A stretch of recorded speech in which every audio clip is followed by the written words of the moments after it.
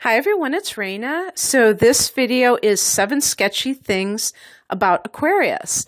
And these videos have been looking at the shadow aspects of every sign, but I'm not just confining it to the sun sign.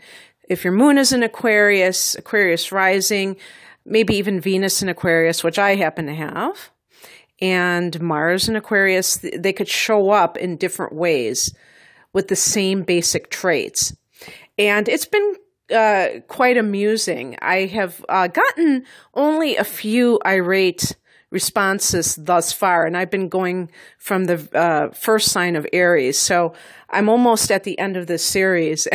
And I got somebody the other day, and she was like fit to be tied about what I said. And I, said, this is about the shadow aspects. Mileage may vary. Maybe you don't have these.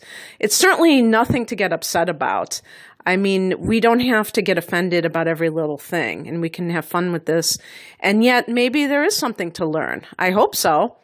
So, number one is, I wrote them all down, by the way, just like, so I'm going to just say my little buzzwords, and I just write them like that. I didn't even have to think twice. Well, maybe twice. But number one is turns cold on a dime, too detached in general, too aloof. And the turns cold on a dime, what I mean is that they can suddenly just become very cold and shut somebody out of their life. Maybe the term I should have used is very unpredictable. So if this is the moon in Aquarius, they could be very unpredictable emotionally, where they suddenly shut off from you. And that, if you're like with somebody like that, that can be like freak out time, because you're with somebody. Let's say this person is a sun in Leo or sun in, John Lennon had the sun in Libra. But Libra is an air sign. I wouldn't tend to use that. It's not like a fire sign. And then all of a sudden, or Aries, and they're very warm and blah, blah, blah. And then all of a sudden, they aren't returning your calls and you don't know what you did. And you're like, what is going on here? I actually think if somebody has the moon in Aquarius, in some cases, they may have suffered some kind of emotional trauma as a child, because the moon can be the mother. And if the mother dies, or the mother is like an Aquarius herself, where she's erratic in her behavior, she may not have provided that child with nurturing. So the child doesn't know how to be nurturing to others in a consistent way. And so I could totally see an Aquarius moon sign kind of pulling that move, and it can be like chilling, if somebody does that to you and you think everything's fine. But in general, it doesn't matter. It could be a sun sign Aquarian. They can be too aloof at times. Sometimes maybe they're very genial, very friendly, and then all of a sudden they kind of like give you the cold shoulder, and you're like, what is that person's problem? I'm not talking about, well, I said I have Venus in Aquarius, and I'm kind of aloof, I guess, when I'm in public and stuff. I'm friendly, but kind of like keeping my distance. I'm not even talking about that. I'm talking about somebody who is like, they will kind of give you a bit of a cold shoulder, even when another time they may be kind of friendly to you. And I think that's weird. I shouldn't put in my own 2 cents, I guess, but I'm just saying, I think that can make people feel uncomfortable, because the person's temperament is very, or personality is very like erratic. And you don't know where you stand with them. So whether it's the sun or the moon or even the rising, I guess. Number 2, in one's head too much, abstract, spaced out. Okay, I want to say one thing about the first thing again, though. If you're an Aquarian who feels like you resemble that remark, be conscious of how you present yourself. As Aquarius rising, for instance, be conscious of that, because other people are sensitive beings. You may not realize that because you are very detached, most of you. But other people are sensitive, and if you are aloof, they're going to think that they did something wrong. Now, yes, it is their responsibility, their feelings. It's not your responsibility to coddle them, but I mean, just as one human being to the other, because the irony is that Aquarians are supposed to be totally into humanity. They're supposed to be, part of a collective, and yet they can be like totally standoffish, and keep to themselves in that sense.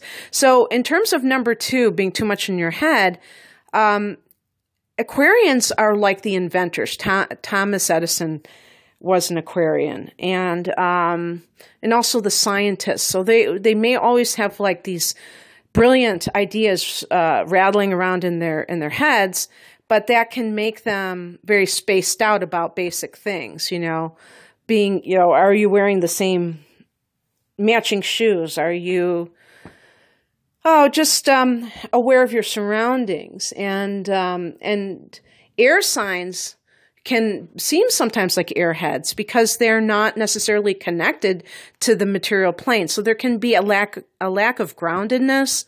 And in some people, this can actually be a lack of common sense, believe it or not.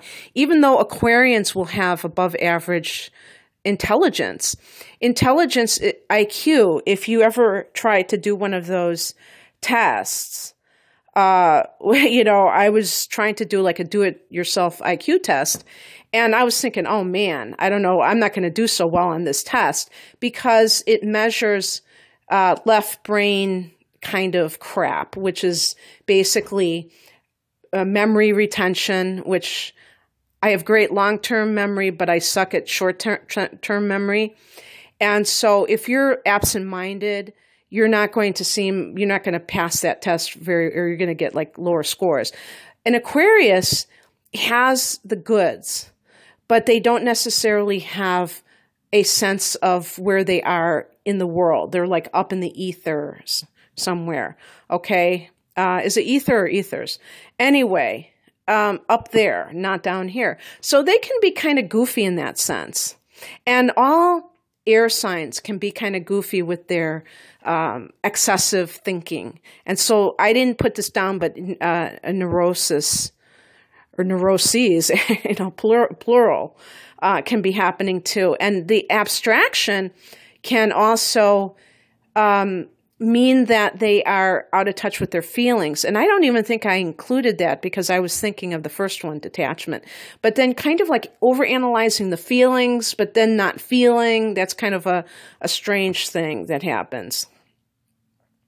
Groundedness, there is something called grounding. I think there might be a website called grounding.com. But anyway, going barefoot on grass that's not full of pesticides and all that, every day, connecting with the earth, the electromagnetic currents, and you can look that up online, but you can do that in a very physical sense, and it can actually affect your consciousness too.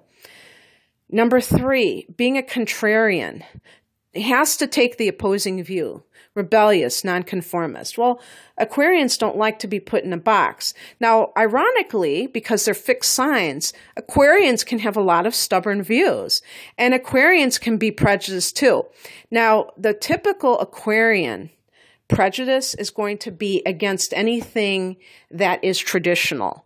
But not necessarily. If they grow up in a traditional family, if they grow up in a hippie family, they may be the conservative, like on Family Ties, Alex P. Keaton, growing up with hippies becomes a conservative and wears a tie and worships Ronald Reagan.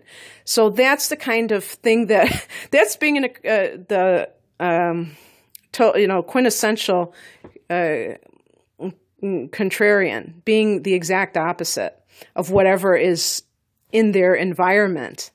Okay. And you know what? That's actually a good thing because we need outliers. We don't need people that are always, conforming to their culture, to whatever race they are, to say that you can only listen to a certain kind of music if your skin is a certain color or you have a certain ethnicity is wrong.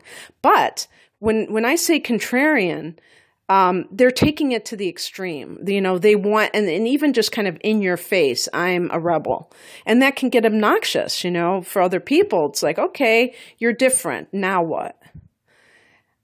Number 4, oddball, eccentric. Now, this could be kind of redundant with number 3, but when I say that, to me, those are fighting words because I consider myself an oddball and an eccentric in my own way. And when I say fighting, obviously not physical fighting, but that kind of thing, you can be different without being a weirdo in the sense of trying to really be like trollish about it, where you're trying to provoke people into disgust, into whatever, like walking into a restaurant barefoot because, hey, there's no sign that says I can't do that. I guess that's the kind of rebellious thing that I was talking about, but I'm even taking it to a greater extent of trying to weird people out. The thought that popped into my mind, which is really, just my own personal, I don't know what you call it, like,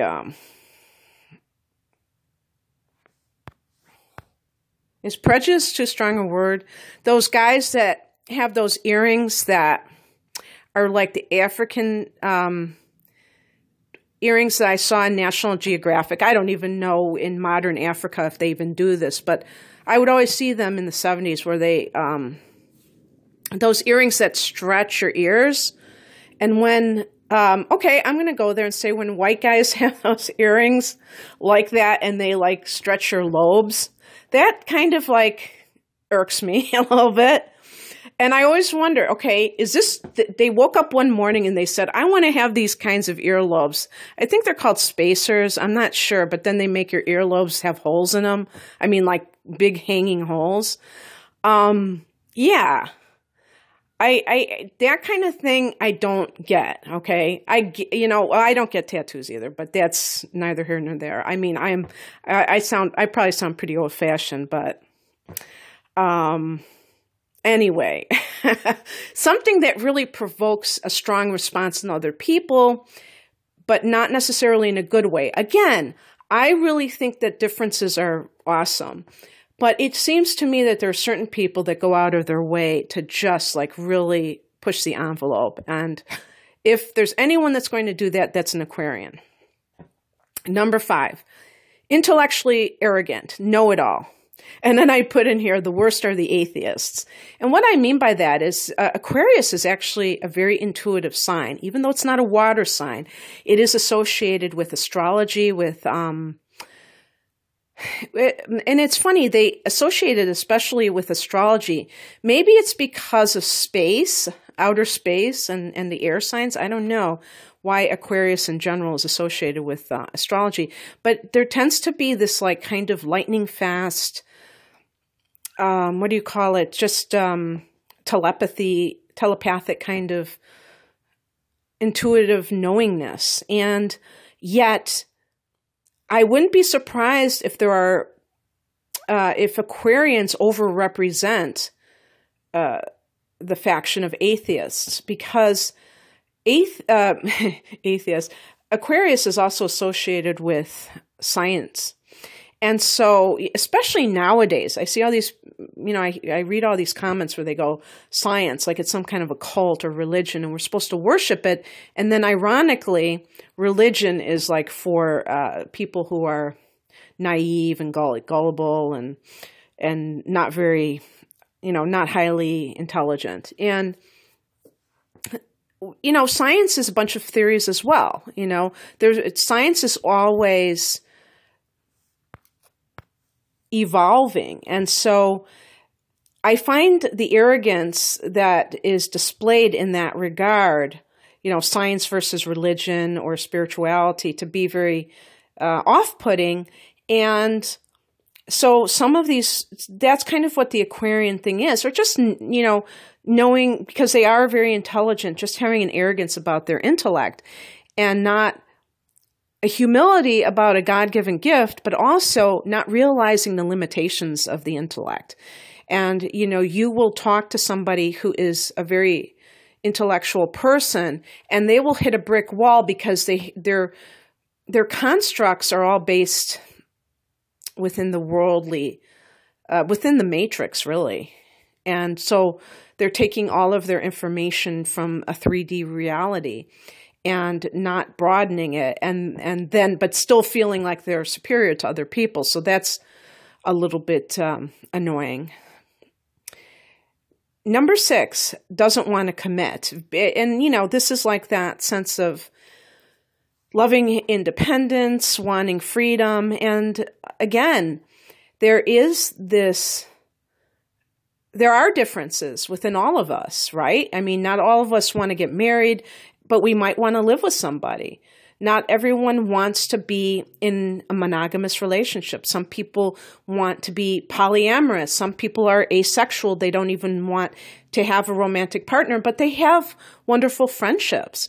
And I don't have any problem with any of those different ways of approaching life myself.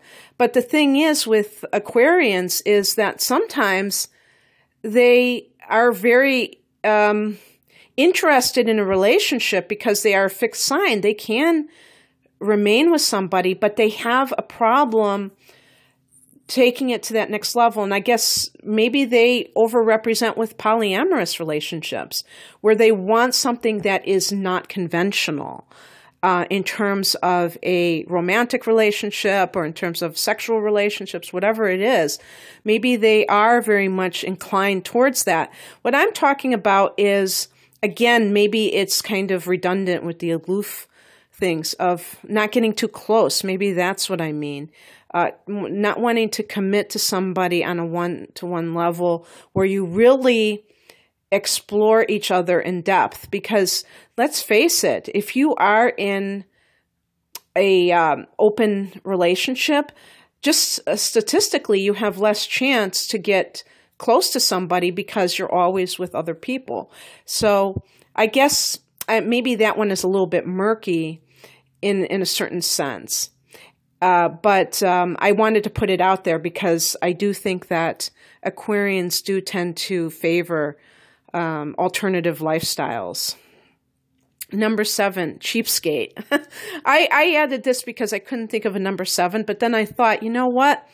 I'll bet you that maybe not the Aquarian themselves, but other people around them will say, yeah, because I know a lot of people are having fun listening to these and thinking about the person that they used to be with or someone that they know.